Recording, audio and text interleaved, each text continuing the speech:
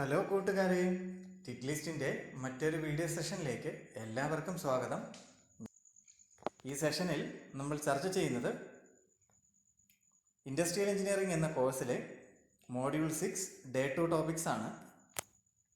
Module 6 day 2-ൽ വരുന്ന ടോപ്പിക്കാണ് destructive and non destructive testing methods.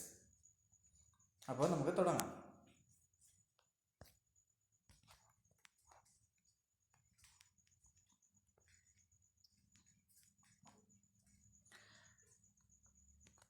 Destructive and non destructive testing methods ഇൻഡസ്ട്രിയിൽ വളരെയധികം use ചെയ്യുന്ന ഒരു analysis ടെക്നിക്കാണ്.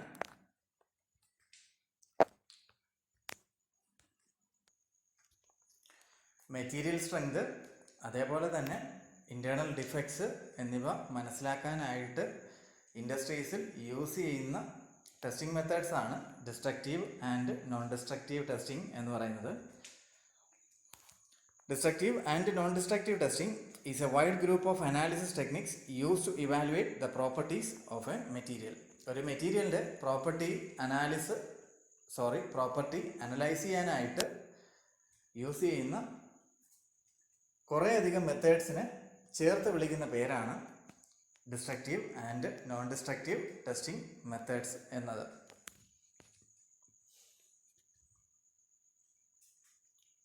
Destructive testing is done to test material strength. Then the specimen which is used in destructive testing subject to fracture, intended to study the behavior of the metal under different loading conditions. നമ്മൾ destructive testing ആണ് ഇവിടെ ചർച്ച ചെയ്യുന്നത്.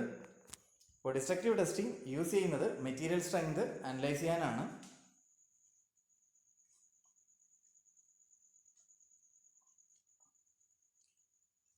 Destructive ടെസ്റ്റിങ്ങിൽ use ചെയ്യുന്ന specimen ഉറപ്പായിട്ടും damage ഉണ്ടാകുന്നതാണ്. അതേപോലെ തന്നെ ഡിസ്ട്രക്റ്റീവ് ടെസ്റ്റിങ് യൂസ് ചെയ്യുന്നതിൻ്റെ പ്രധാനപ്പെട്ട ഉദ്ദേശം എന്ന് പറയുന്നത്, അല്ലെങ്കിൽ അത് ചെയ്യുന്ന ഒരു രീതി എന്ന് പറയുന്നത്,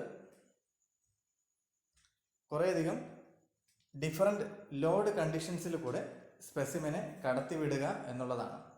അതായത് സ്പെസിമെനിൽ കുറേയധികം ലോഡ്സ് അപ്ലൈ ചെയ്ത് അതുവഴി സ്പെസിമെൻ ഉണ്ടാകുന്ന ചേഞ്ചസ് അനലൈസ് ചെയ്താണ് ഡിസ്ട്രക്റ്റീവ് ടെസ്റ്റിങ്ങിൽ നമ്മൾ ഒരു ഔട്ട്പുട്ടിലേക്ക് എത്തുന്നത്. അപ്പോൾ destructive testing material strength analyse ചെയ്യാനാണ് പ്രധാനമായി യൂസ് ചെയ്യുന്നത്. ഡിസ്ട്രക്റ്റീവ് ടെസ്റ്റിങ്ങിന് യൂസ് ചെയ്യുന്ന സ്പെസിമെൻ ഡാമേജ് ഉണ്ടാകുന്നതാണ്. അതേപോലെ തന്നെ ഡിസ്ട്രക്റ്റീവ് ടെസ്റ്റിങ്ങിൽ സ്പെസിമെൻ കുറേയധികം ലോഡ് കണ്ടീഷൻസിലൂടെ കടന്നുപോയി അതുവഴി അനാലിസിസിന് വിധേയമാകുന്നതാണ്.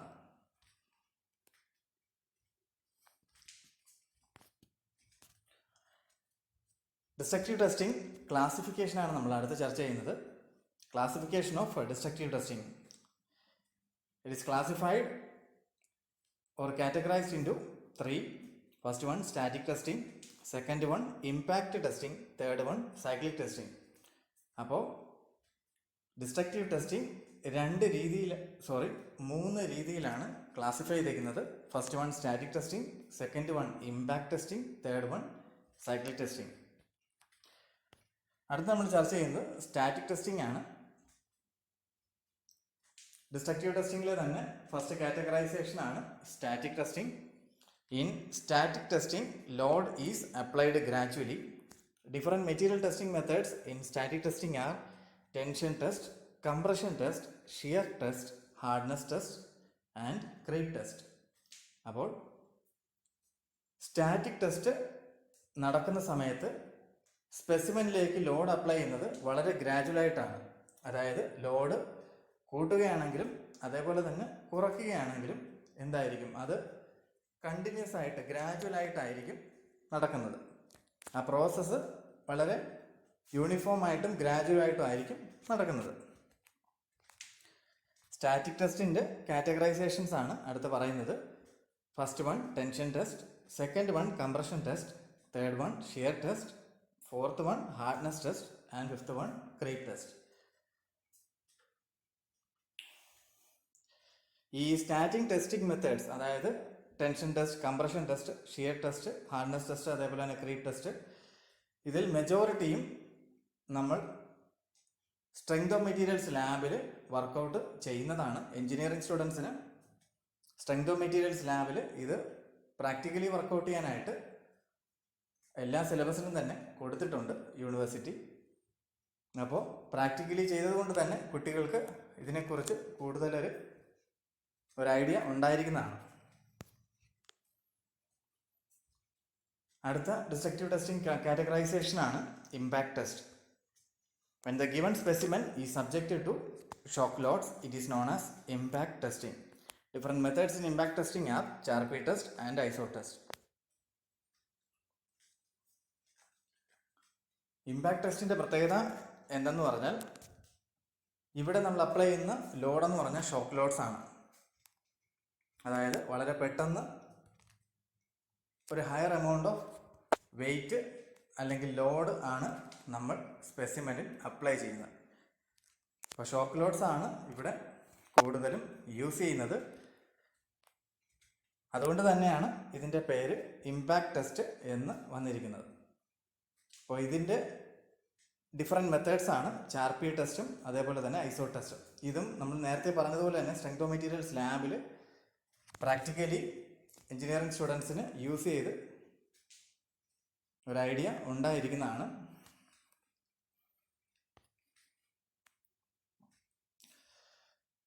ഡിസ്ട്രക്റ്റീവ് ടെസ്റ്റിങ്ങിൻ്റെ തേർഡ് ആൻഡ് ഫൈനൽ ക്ലാസിഫിക്കേഷൻ ആണ് cyclic test. When the load is repeatedly varied in magnitude and the direction, then the test is called cyclic. നമ്മൾ സ്പെസിമെനിൽ യൂസ് ചെയ്യുന്ന ലോഡ് കണ്ടിന്യൂസും അതേപോലെ തന്നെ മാഗ്നിറ്റ്യൂഡിലും ഡയറക്ഷനിലും ഒരേപോലെ ഉണ്ടാകുന്ന വേരിയേഷൻ ആണെങ്കിൽ അതിനെയാണ് നമ്മൾ സൈക്ലിക് ടെസ്റ്റ് എന്ന് പറയുന്നത്. ഇവിടെയും സ്പെസിമെൻ ഡാമേജ് ഉണ്ടാകുന്നതാണ്. അപ്പോൾ when the load is repeatedly varied in magnitude and direction, the test is called cyclic. മാഗ്നിറ്റ്യൂഡിലും ഡയറക്ഷനിലും ലോഡ് ചേഞ്ച് ഉണ്ടാകുന്ന ടൈപ്പ് ഓഫ് ഡിസ്ട്രക്റ്റീവ് ടെസ്റ്റിങ്ങിനെയാണ് സൈക്ലിക് ഡിസ്ട്രക്റ്റീവ് ടെസ്റ്റിംഗ് മെത്തേഡ് എന്ന് പറയുന്നത്. നമ്മൾ അടുത്ത് ചർച്ച ചെയ്യുന്ന ടോപ്പിക്കാണ് non destructive testing. Non destructive testing ആണ് ഇൻഡസ്ട്രീസിൽ ഡിസ്ട്രക്റ്റീവ് ടെസ്റ്റിങ്ങിനെ അപേക്ഷിച്ച് കൂടുതലായിട്ട് യൂസ് ചെയ്ത് കണ്ടുവരുന്നത്. അതിന് ഡിസ്ട്രക്റ്റീവ് ടെസ്റ്റിങ്ങിനെ അപേക്ഷിച്ച് ഉള്ള അഡ്വാൻറ്റേജസ് തന്നെയാണ് ഇതിനുള്ള കാരണം. പ്രധാനമായിട്ടും എടുത്തു പറയേണ്ടത് സ്പെസിമെൻ ഡാമേജ് ഉണ്ടാകില്ല എന്നുള്ളതാണ്. Non-destructive testing are employed for finished products. Finished product which is under non-destructive test will not be subject to fracture. Non-destructive testing intended to know the internal defects of the finished product.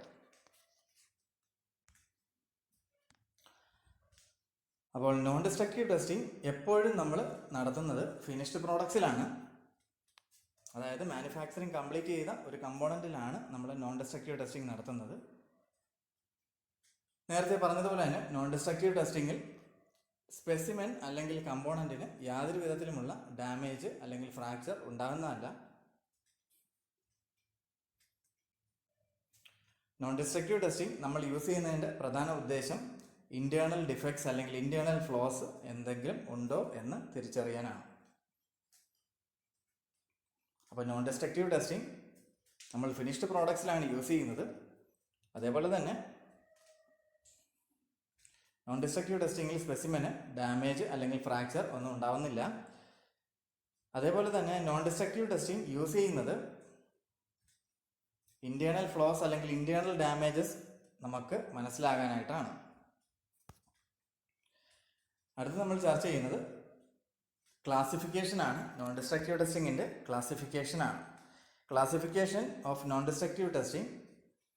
First one visual inspection, second one penetrant test, third one magnetic detection, fourth one ultrasonic test, fifth one radiography test, and sixth one spark test. അപ്പോൾ non destructive ടെസ്റ്റിങ്ങിൻ്റെ classification ഇങ്ങനെയാണ്: visual inspection, penetrant test, magnetic detection, ultrasonic test, radiography test and spark test.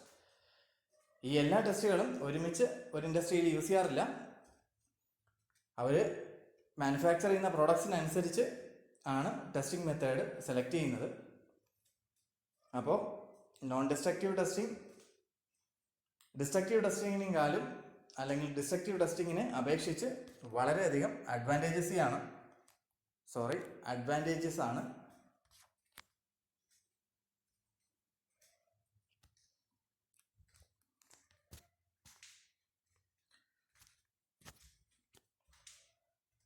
Industrial engineering പഠിക്കുന്ന എല്ലാ കൂട്ടുകാർക്കും ഈ video session വളരെയധികം ഉപകാരം ചെയ്യട്ടെ എന്ന് ആശംസിച്ചുകൊണ്ട് ഞാൻ ഈ സെഷൻ ഇവിടെ അവസാനിപ്പിക്കുകയാണ്.